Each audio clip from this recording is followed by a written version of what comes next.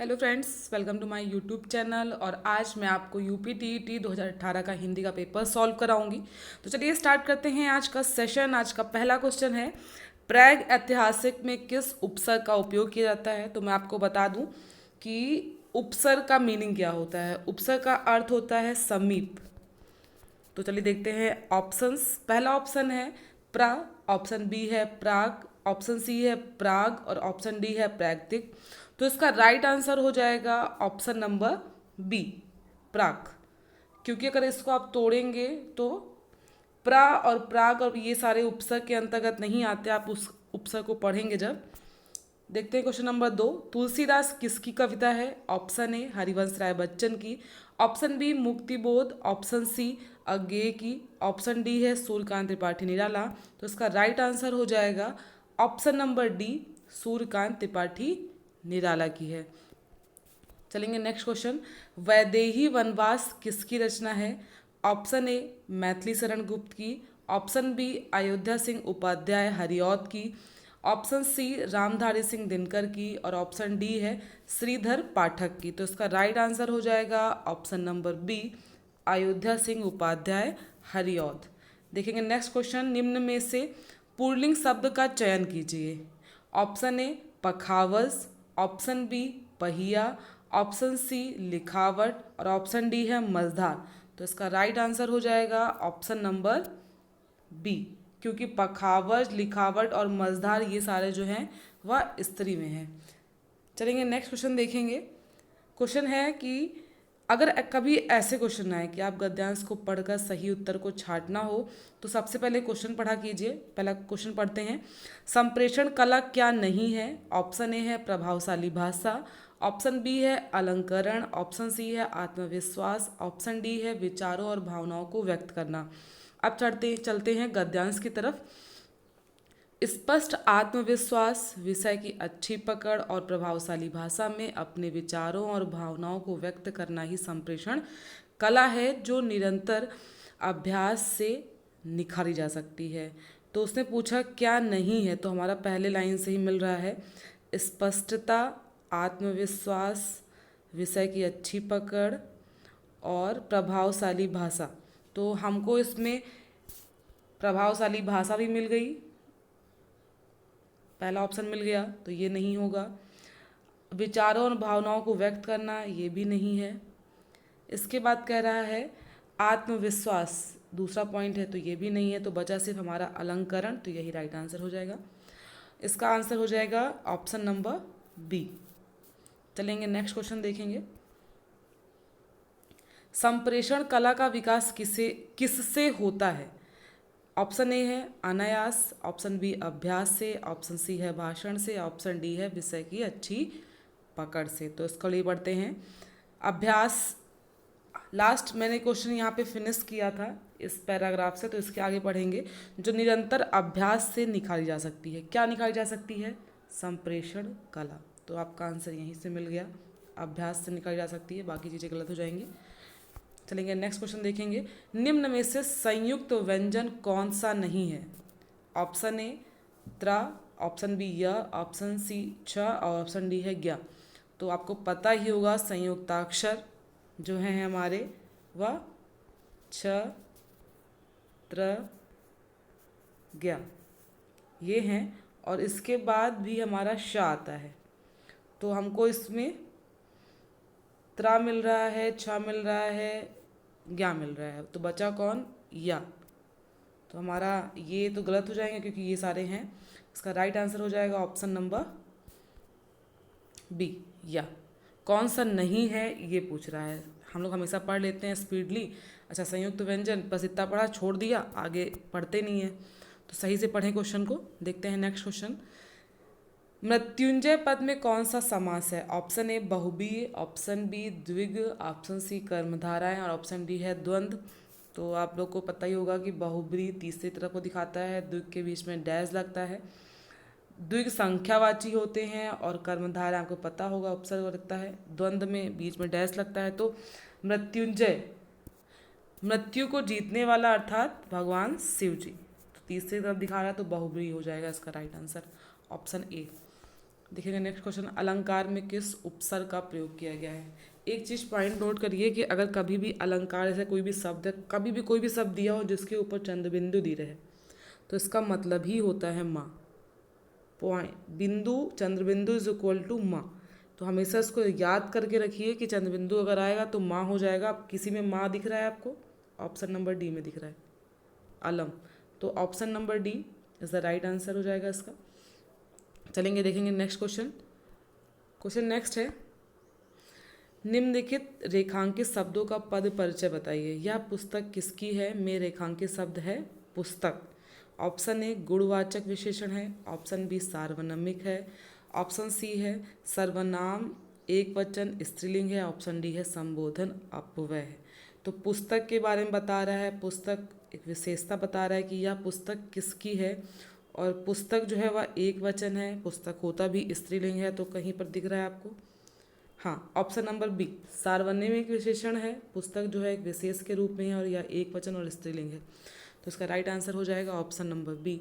चलेंगे next question देखेंगे, विश्लेषण शब्द का विलोम होगा। ऑप्शन ए व्याख्यान, ऑप्शन बी विवेचना, ऑप्शन सी संश्लेषण और ऑप्शन डी है विभाजित। तो आपसे पूछ क्या रहा है, विलोम मतलब उल्टा, आपको उल्टा बताना है। विश्लेषण का उल्टा हो जाएगा, विश्लेषण का मतलब ही हो गया विस्तार करना, तो इसका अपोजिट हम लोग निकालना है हम लोगों को, तो ये हो जाएगा संश्लेषण। Option number C is the right answer. देखेंगे नेक्स्ट क्वेश्चन, जिसका उच्चारण ऊपर के दांतों पर जीभ लगने से होता है उसे क्या कहते हैं। ऑप्शन ए मूर्धन्य, ऑप्शन बी कंठ, ऑप्शन सी दंत और ऑप्शन डी है अनुनासिक। तो एक शॉर्ट फॉर्म याद कर लीजिए आप, कता मुदऊ, कंठ, तालो, मूर्धा, दंती और ओष्ठ। आप इसको याद कर सकते हैं कता मुदऊ से। का वर्ग, ता वर्ग, टा वर्ग, तो ये पूछ क्या रहा है आपको कि दांत के ऊपर, दांत पर जब लगेगा तो सिंपल सी बात है दंत आ ही जाएगा। Option number C is the right answer. चलेंगे नेक्स्ट क्वेश्चन देखेंगे, निम्न में से ऊष्म व्यंजन कौन से हैं, ऊष्म व्यंजन बताने हैं। ऑप्शन ए है च छ ज, ऑप्शन बी श स श, ऑप्शन सी अ ब स और ऑप्शन डी है य र ला। तो इसका राइट आंसर हो जाएगा ऑप्शन नंबर बी स श और स। देखेंगे नेक्स्ट क्वेश्चन, अत्यधिक का विलोम, अपोजिट फिर से पूछ लिया, उल्टा बताना है आपको। ऑप्शन नंबर ए है अनाधितक, ऑप्शन बी अत्यल्प, ऑप्शन सी अत्यधिक, ऑप्शन डी है अनधीन। तो इसका राइट आंसर हो जाएगा अत्यधिक मतलब बहुत ज़्यादा, अब बहुत ज़्यादा का बहुत कम क्या हो जाएगा अत्यल्प। Option number B is the right answer. Next देखेंगे, रित का विलोम, विलोम फिर बताना है। ऑप्शन बी है, ऑप्शन ए है विकर्ण, ऑप्शन बी है अनवरत, ऑप्शन सी है वक्र और ऑप्शन डी है अनैक। तो इसका राइट आंसर हो जाएगा ऑप्शन नंबर बी अनवरत। रित का मतलब होता है पूरा 180 डिग्री समथिंग। नेक्स्ट क्वेश्चन देखेंगे, संकल्प शब्द में उपसर्ग। अब देखिए हमने आपको बताया था कि कभी भी पॉइंट आता है चंद्र बिंदु आ जाए तो उसको आप माँ मान ले तुरंत। अब जैसे ही आपने उसको माँ मान लिया तो आपको कहीं भी ऑप्शंस में माँ दिख रहा है। ऑप्शन ए कह रहा है सन, ऑप्शन बी बोल रहा है सम, ऑप्शन सी सक, ऑप्शन डी है सर सनक। तो माँ एक ही में दिख रहा है आपको, ऑप्शन नंबर बी आपका राइट आंसर हो जाए। आप इसको ऐसे ही डिस्कार्ड कर सकते हैं। देखेंगे नेक्स्ट क्वेश्चन चलेंगे, मुझसे खड़ा भी नहीं हुआ जाता इस वाक्य का वाच्य होगा। ऑप्शन ए कर्तवाच्य, ऑप्शन बी भाववाच्य, ऑप्शन सी कर्मवाच्य, ऑप्शन डी अन्यवाच्य। तो कर्ता यहाँ पे कुछ है ही नहीं, भाव की बात की जा रही है कि मुझसे खड़ा हुआ है ना, इसमें भाव प्रकट हो रहा है, तो option B is the right answer. देखेंगे नेक्स्ट क्वेश्चन, तद्भव और तत्सम का कौन सा मेल गलत है। ऑप्शन ए लुनाई, ऑप्शन लवणता, ऑप्शन बी लौंग लवंग, ऑप्शन सी आंत और अंत्र, ऑप्शन डी है आयुष और आदेश। तो तद्भव का मतलब होता है हिंदी, हिंदी में कोई चीज़ आना, और तत्सम का अर्थ होता है, तत्सम का अर्थ होता है संस्कृत। समझ गए आप लोग। तो तद्भव का मतलब हो गया जो चीज़ें हिंदी में बताई जाएं वह तद्भव है, जो संस्कृत में रहेगा तो यह भी हिंदी है और वह भी हिंदी है। पीछे हो गया थोड़ा सा। ये जो पहला वर्ड है यह भी हिंदी है और ये भी हिंदी में रहेगा। ये भी हिंदी में ही है और ये भी हिंदी में, तो इसका राइट आंसर हो जाए ऑप्शन नंबर सी। आत जो है वह हिंदी है और ये जो है वह संस्कृत है, तो उसका राइट आंसर है ऑप्शन नंबर सी। देखेंगे नेक्स्ट क्वेश्चन। लेखक और उसकी रचना का कौन सा जोड़ा गलत है? Option A Skandagupta Lakshminarayan Mishra, option B संकृति के 4 अध्याय दिनकर के हैं, रसाज्ञ रंजन महावीर प्रसाद द्विवेदी, ऑप्शन डी है अशोक के फूल आचार्य हजारी प्रसाद द्विवेदी। अब इसमें आपको बताना है कौन सा जोड़ा गलत है, तो इसका राइट आंसर हो जाएगा ऑप्शन नंबर ए, स्कंदगुप्त गलत है। देखेंगे नेक्स्ट क्वेश्चन।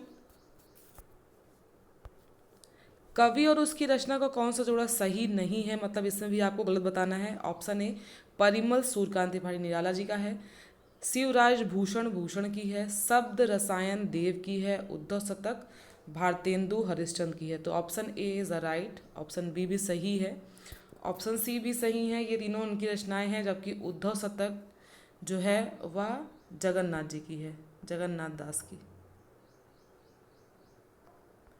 जगन्नाथ दास जी की है। उद्धव शतक है किसकी? जगन्नाथ जी की।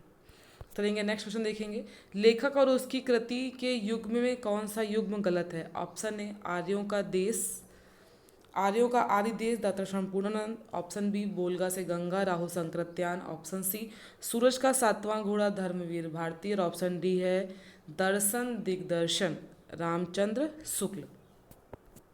तो आर्यों का देश संपूर्णानंद की है, बोलगा से गंगा भी राहुल संकृत्यान की है, सूरज का 7वां घोड़ा धर्मवीर भारती का है, जबकि ऑप्शन नंबर डी गलत है। दर्शन दिग्दर्शन जो है वह है राहुल संकृत्यान जी की, तो option number D is the right answer. विराम चिन्ह की दृष्टि से कौन सा शब्द अशुद्ध है? ऑप्शन ए हाँ मेरा यह विचार है, कहीं पूर्ण विराम, ऑप्शन बी वह ईमानदार कौमा परिश्रमी कौमा कर्मस्थ और मृदुभाषी है पूर्ण विराम, ऑप्शन सी उसके पास धन वैभव कौमा नौकर चाकर इत्यादि सब कुछ था पूर्ण विराम। आप हमारे घर आना चाहते थे तो आइए, ठहरना चाहते थे तो ठहरिए पूर्ण विराम। तो हर एक क्वेश्चंस में आपको दिख रहा होगा कि हर जगह सेमी कॉलम या कॉलम यूज़ हुआ है, कॉमा का यूज़ किया गया है, बट इसमें नहीं यूज़ किया गया। हाँ के बाद कॉमा लगना चाहिए था, तो ऑप्शन ए जो है वह राइट हो जाएगा। अशुद्ध है, उसको सही करना है। चलेंगे नेक्स्ट क्वेश्चन देखेंगे। कौन सा शब्द भिन्न अर्थ और प्रकृति का है? ऑप्शन ए सनातन, ऑप्शन बी चिरातन, ऑप्शन सी शाश्वत और ऑप्शन डी है आदतन। इसमें आपको बताना कौन सा भिन्न है, तो सारे एक ही मीनिंग के मिल रहे हैं, पुराना दिखा रहा है इसमें, और आदुतन का मतलब होता है नया, तो option number D is the right answer. देखेंगे नेक्स्ट क्वेश्चन। अर्वाचीन शब्द का विलोम, देखिए वही बात आ गई वापस से। ऑप्शन बी आधुतन, ऑप्शन बी प्राचीन, ऑप्शन सी आगतन और ऑप्शन ई सनातन। तो इसका राइट आंसर हो जाएगा प्राचीन, क्योंकि पूछ रहा ना विलोम पूछ रहा आपसे, इसका मतलब होता है ना नया, अभी पीछे आया भी है, प्राचीन हो जाएगा इसका राइट आंसर। व्याकरण की दृष्टि से कौन सा शब्द अशुद्ध है?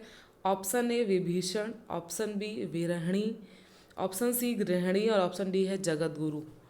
तो इसमें राइट आंसर हो जाएगा ऑप्शन नंबर बी, क्योंकि विरहणी होता है ना कि ना, इसमें तो गलत हो जाएगा इसलिए। नेक्स्ट क्वेश्चन देखेंगे। निम्न में से कौन सा युग्म गलत है? ऑप्शन ए मुट्ठी गर्म करना रिश्वत लेना, ऑप्शन बी लुटिया डूबना सारा काम चौपट होना, ऑप्शन सी सब्ज बाग दिखाना हरा भरा करना, ऑप्शन डी है माई कलाल या साहसी व्यक्ति। तो आपको बताना है इसमें कौन सा गलत है, तो कमेंट कीजिए। इसमें ऑप्शन नंबर सी सब्ज बाग दिखाना जो है वह गलत हो जाएगा। चलेंगे देखेंगे नेक्स्ट क्वेश्चन। मेरी भवबाधा हरो राधा नागर होई सोई, जातन की झाई पड़े श्याम हरित दुत होई। उपयुक्त में कौन सा अलंकार है? ऑप्शन ए श्लेष, ऑप्शन बी अन्योक्ति, ऑप्शन सी यमक, ऑप्शन डी है रूपक। तो इसे कह रहा है कि आपको बताना है अलंकार कौन सा है, तो इसमें हो जाएगा श्लेष अलंकार।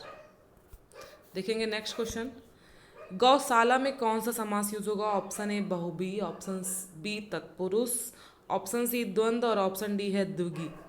द्विग तो होगा नहीं क्योंकि संख्यावाची है, द्वंद्व होगा नहीं क्योंकि डैश लगता है, तो ये दो ऑप्शन तो ऐसे कट गए। बहुव्रीहि होगा ही नहीं क्योंकि तीसरे वक्त तो दिखाएंगे नहीं। इसमें कहेगा गौशाला मतलब गाय के रहने का स्थान, गाय के लिए रहने का स्थान, तो इसमें तत्पुरुष में हमेशा कारक यूज होते हैं और हिंदी में कारक की संख्या है 6। गाय के लिए घर, तो ये हो जाएगा option number B right answer हो जाएगा इसका। देखेंगे नेक्स्ट क्वेश्चन, देशभक्ति में कौन समास है? ऑप्शन ए तत्पुरुष, ऑप्शन बी द्वंद्व, ऑप्शन सी कर्मधारय, ऑप्शन डी है द्विगु। तो द्विगु संख्यावाची है, ये गलत हो जाएगा, द्वंद्व लगेगा नहीं।